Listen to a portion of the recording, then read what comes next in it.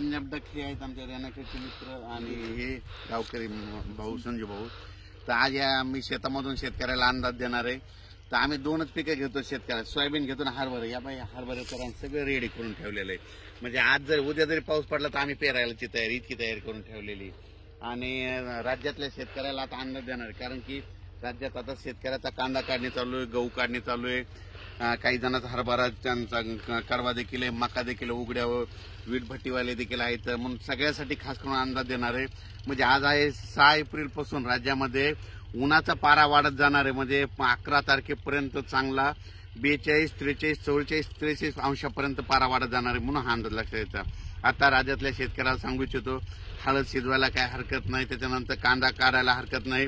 म्हणजे 11 ते 14 तारखेपर्यंत तुम्ही सगळ्या गोष्टी करून घ्या, कारण की राज्यामध्ये आता ऊन वाढत जाणार आहे. 43 अंशापर्यंत पारा वाढत जाणार आहे. म्हणून हा अंदाज लक्षात द्यायचा.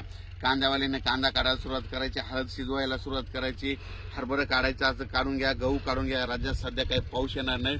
फक्त राज्यामध्ये तुम्हाला एक सांगतो काय झालं, इकडं म्हणजे कर्नाटक आणि इकडं तेलंगणा भागात तिकडे पाऊस पडल्यामुळे काय होईल, आपल्या सीमालगतच्या भागात तिकडलं म्हणजे उदगीर त्या भागाकडे थोडं क्लाउडली म्हणजे ढगाळ वातावरण राहणार आहे. म्हणून हा अंदाज लक्षात यायचा.